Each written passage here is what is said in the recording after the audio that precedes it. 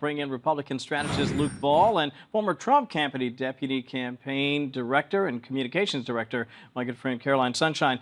Luke, let me begin with you. I want to share a little sound. Eric Schmidt talking about this idea of both siding. You know, they say, oh, well, yes, this happened from the left to the right, but the right's been guilty of it too. Not so, say some lawmakers, including Eric Schmidt.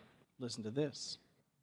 We've heard years of the left, their loudest voices calling anyone on the right extremist MAGA Republicans, fascists, Nazis, an existential threat to democracy.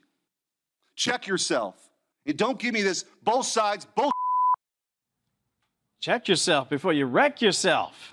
Boy, he was pointed, and I think he makes an outstanding point. What say you? Well, it's because the both sides argument works if your adversary is Mother Goose, but that's not the case here. In 2016, we were called deplorables. In 2024, we were called garbage, and now we're being called fascists. We're being called literally Hitler, a threat to democracy. Those are incendiary terms and words that call people to violent action, and I've noticed that the violence is only going in one direction. Socrates said that when the debate is lost, slander becomes the tool of the loser. But unfortunately, in today's environment, violence has become the tool of the loser. Hard to top that. Caroline, your thoughts? Yeah, Kevin, you know, let's just look at this, right? In the last year, there has only been one political party that had its leading presidential candidate survive 2 assassination attempts, had one of their supporters die at a political rally, Corey Comportor, who attended the Make America Great Again rally in Butler, Pennsylvania, and had its leading political activist slain in broad daylight. That is the Republican Party. And it's also only one party in the United States that has a difficult time condemning any kind of violence, that supports soft-on-crime policies in our cities that make them violent places, that remain silent when people like Irina are stabbed violently to death on the train in North Carolina, and that want to keep violent, criminal, illegal immigrants in our country. You know, that is the Democrat Party. Yeah, and I want to build on that. Katie, let me show the Weingarten book. This is Randi Weingarten. A lot of people obviously know her. And I want to show this because the title, again, speaks to what Luke and Caroline were talking about here, why fascists fear teachers. And again, Luke, this speaks to this escalation of the rhetoric, and it has real-life consequences. The left believes that every problem in the world can be solved by either more education or more government. And far too often, that government funds the education, and it is completely left-leaning.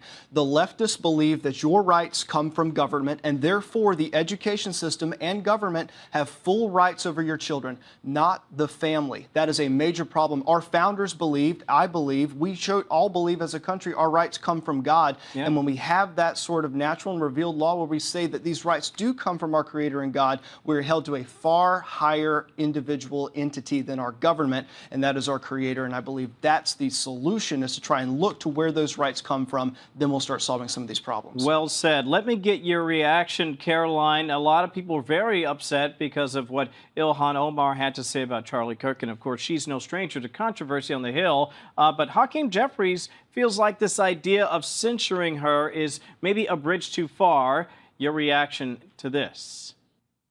There are many people who have doubled and tripled down on inflammatory rhetoric in the aftermath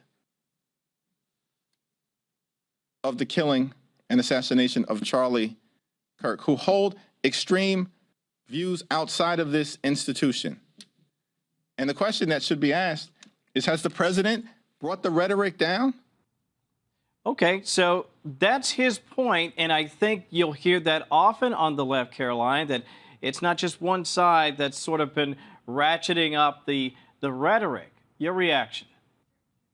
Kevin, I don't think anybody besides Hakeem Jeffries believes that. As I was saying, there is one party in this country that advocates to keep violent, criminal, illegal immigrants in our country, that advocates for soft-on-crime policies that make our cities, all Democrat-run, by the way, more violent places to live.